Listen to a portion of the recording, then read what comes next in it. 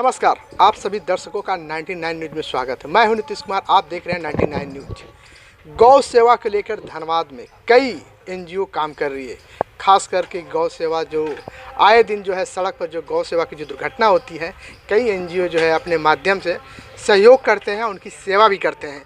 तो आइए हम सीधे चलते हैं कोयला नगर, जहाँ बीसीसीएल फाइनेंस अजय भारतीय जो गौ सेवा में जुटे हुए हैं और गौ सेवा किस तरह से करते हैं उनसे जानेंगे। हम पहले ये दिखाएंगे सहयोगी से, देखिए किस तरह से जो है गौ की जो है जो घायल गौ हैं उनकी जो है किस तरह से सेवा करके उनको जो है सुरक्षित स्वास्थ्य देते हैं। तो आइए उनसे जुड़ते हैं कि क्या उनकी जो है ये गौ सेवा के प्रति जो है इस तरह की जो है लगाव है। तो उनसे जुड़ते हैं कि गौ सेवा को लेकर आपकी कितनी लगाव है, कितने वर्षों से इसको आप सभी को नमस्कार। पवित्रम गौ सेवा परिवार की ये टीम कार्य कर रही है। अभी पवित्रम गौ सेवा परिवार के माध्यम से हम लोग लगभग धनबाद में 6 वर्ष से कार्य कर रहे हैं। तो शुरुआती दौर में हम लोग सड़कों पर जो गायें होती थी उनका इलाज सड़क पर ही किया करते थे, पर उसमें अनेक तरह की असुविधाएं आ रही थी। गौशालाओं में भी हम लोग गाय भेजते थे। फिर हम लोगों ने एक छोटा सा प्रयोग अभी आरंभ किया है कि आवास के पीछे ये छोटा सा जगह है, इसी में एक शेड बनाकर और ये एक पुल्ली मशीन बनाकर हम लोग जो गाय एक्सीडेंट हो जा रही है उनको ला करके सेवा का कार्य कर रहे हैं। ताकि क्या है कि आंख के सामने पे रहने पर ज़्यादा इलाज हो पाता है, बतौर कहीं और रख देने पर आप सप्ताह में 1 दिन, सप्ताह में 2 दिन जा करके देख सकते हैं। यहाँ दिन में 3 बार, 4 बार, 5 बार, और ये जो कार्यकर्ता बंधु अपने हैं ये दिन में कम से कम 5 बार, 7 बार आते हैं। कभी इसका गोबर सफाई करते हैं, कभी गौमूत्र सफाई करते हैं, कभी कीड़े साफ करते हैं। ये गोमाता जब आई थी तब इसका पूरा शरीर पीछे से लगभग कीड़ों से सड़ चुका था। इन लोगों की सेवा, इन देवतुल्य कार्यकर्ताओं की सेवा के कारण आज के कीड़े समाप्त हो गए हैं और अभी गोमाता का प्लास्टर होने जा रहा है। स्वेलिंग भी बहुत कम हो गई है। इस प्रकार हम लोग चाह रहे हैं कि गोमाता की सेवा से प्रत्येक व्यक्ति जुड़े और एक्सीडेंट की घटनाएं कम हो। उसके लिए प्रशासन से भी मेरा आग्रह है कि जो गायें सड़कों पर घूम रही है उनको गौशालाओं तक पहुंचाए, तभी जाकर के गायों का एक्सीडेंट बंद होगा। गायों का एक्सीडेंट होने के कारण गायों का भी नुकसान हो रहा है, जानमाल का भी नुकसान हो रहा है, मनुष्यों का भी नुकसान हो रहा है।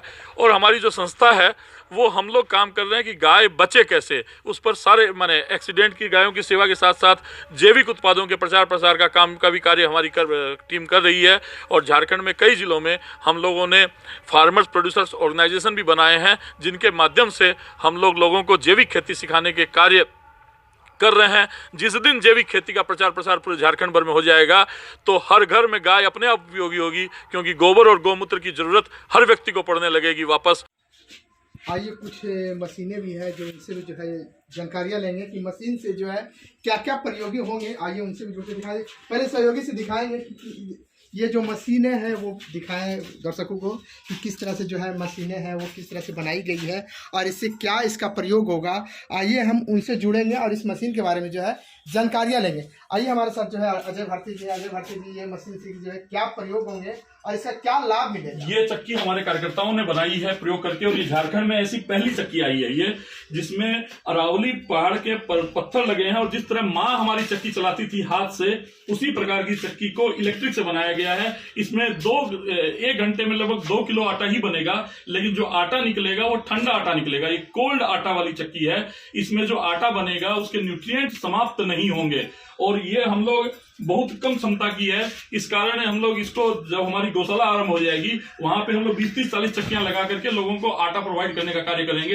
ये अभी हम लोग एक्सपेरिमेंटल स्टेज में एक चक्की बनाए हैं केवल रोगियों को आटा देने के लिए। इस चक्की के माध्यम से रोगियों को हम लोग आटा उपलब्ध करवाएंगे। जो किडनी और कैंसर और मोटापा और डायबिटीज केवल 4 लोगों के जो पेशेंट्स हैं उनको आटा हम लोग इस चक्की से पीस कर ऑर्गेनिक मड़ुआ, ऑर्गेनिक गेहूं, ऑर्गेनिक बाजरा, ऑर्गेनिक मिलेट्स, उनका आटा पीस कर हम लोग लोगों को पहुंचाने की योजना है। और एक भविष्य में बड़ी गौशाला चालू करने की योजना है। वहां हम लोग सारे कार्यों को विस्तार रूप से करेंगे और प्रयोग करते रहेंगे। ये मशीन कहाँ से मंगाई गई है? ये कितना लाभ मिलेगा?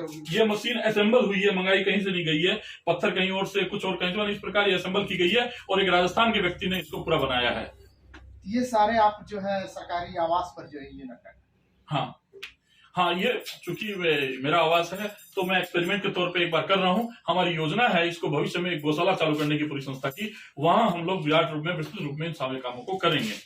तो आइए और भी कई ऐसी मशीनें हैं जिनकी हम आपको जो है जानकारियां देंगे। चलिए आप दिखाते हैं कि कई ऐसी मशीनें हैं जो रोगियों के लाभदायक के लिए लगाया गया है, इसकी क्या खासियत है, उनसे हम जुड़ेंगे अजय भारतीय से कि जो है इन मशीनों के बारे में बताया जाए कि जो है रोगियों के किस लाभ के लिए ये मशीन का प्रयोग किया जाता है। नमस्कार। हम लोग पवित्रम आरोग्य अभियान के अंतर्गत चूंकि गौमाताओं को बचाना है और गाय के महत्व को समाज तक पहुंचाना है, तो जब लोग ठीक होंगे, स्वस्थ होंगे, तब ये महत्व घर घर तक पहुंचेगा और घर घर में व्यक्ति फिर से गाय पालने लगेगा। यही लक्ष्य है। ये एक रेक्टम चेयर बनाई गई है, देखिए आप सामने दिखाई पड़ रही होगी। इसमें हम लोग बवासीर और फिस्टुला के पेशेंट को इस चेयर पर बैठाएंगे और इस स्टीमर के अंदर गौमूत्र और 18 प्रकार की औषधियां भर करके वो स्टीम दी जाएगी और वो पेशेंट को, बवासीर पेशेंट को रेक्टम के एनस के माध्यम से वो उनके शरीर में जाएगा। तो वो एनस में जो बवासीर है वो नसें धीरे धीरे ठीक होने लगेगी, गांठें उनकी, और बिना किसी औषधि के।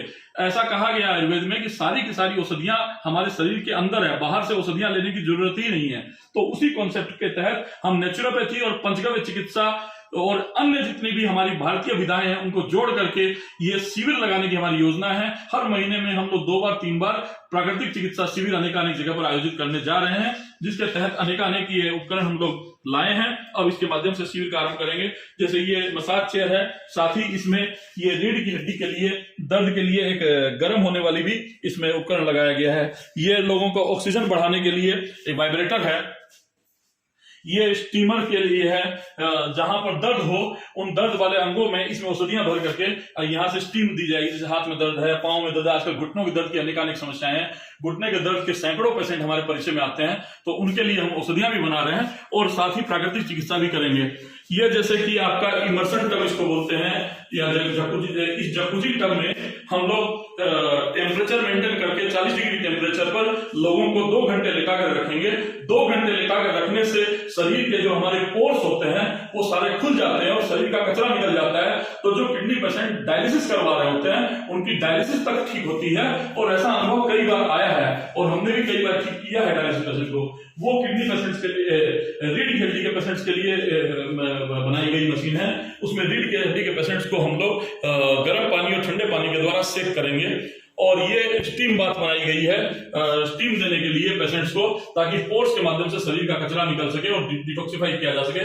यह शिविर हम लोग जगह जगह लगाने की योजना बना रहे हैं। ये सामान एक बार सारे एकत्रित किए जा रहे हैं ताकि हम लोग इस कार्य को ज्यादा से ज्यादा कर सकें। एक मूर्ति बनाएंगे। आइए देखिए, गौ की जो गोबर है उनसे जो है धूपबत्ती बनाया गया है। हम दिखाएंगे कि जो है इस जो है गौ की जो है, शास्त्रों में कहा गया है गोमय वस्ते लक्ष्मी, अर्थात गोबर में लक्ष्मी का वास है, और ये साक्षात प्रूफ हुआ है। देखिए ये ढांगी गांव की महिलाएं और अपने निरसा की महिलाएं ये गोबर से धूप बना रही है। ये धूप पर्यावरण की रक्षा भी करती है, गोबर का उपयोग भी हो रहा है, और शुद्ध गोबर होने के कारण ये पूजा में अत्यंत उपयोगी है। और आज जो बाजार में हम अगरबत्तियां प्रयोग कर रहे हैं वो सारी की सारी केमिकल वाली होने के कारण अस्थमा और कैंसर जैसे भयानक रोगों का कार्य करती है। और इसमें हम लोगों ने जो जड़ी बूटियां बनाई है वो पूरे वातावरण को बैक्टीरिया फ्री करती है, वातावरण को मुक्त करती है, वातावरण को कॉस्मिक करती है, वातावरण को आध्यात्मिक तौर से तैयार करती है। और वो धूप हम लोगों ने निर्माण की है। इसी प्रकार हम मूर्तियां बनाने का, दिए बनाने का, राखी बनाने का कई सारे कार्य हम लोग गोबर से कर रहे हैं। मैं आपको एक गोबर से बनी मूर्ति दिखाता हूं सैंपल के तौर पर। यह देखिए, ये इको फ्रेंडली मूर्ति है गणेश जी की बनाई। इसी प्रकार की सभी देवताओं की मूर्तियां बन रही है। इन मूर्तियों के अंदर कुछ बीज भी डाले हुए हैं औषधियों के।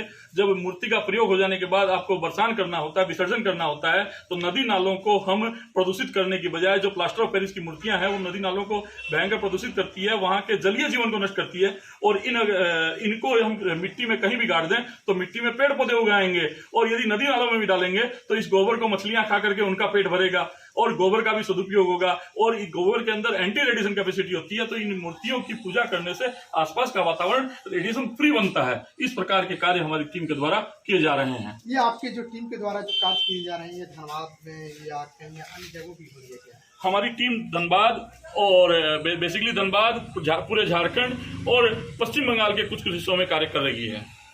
ये हमारे साथ से सहयोगी अजय भारतीय जी, जो गौ सेवा में उनकी जो गोबर है उनसे कितनी प्रकार की जो है वस्तुएं बनाई जा सकती है, रोगियों की कितनी लाभदायक है, इस तमाम जानकारियाँ उन्होंने दी है।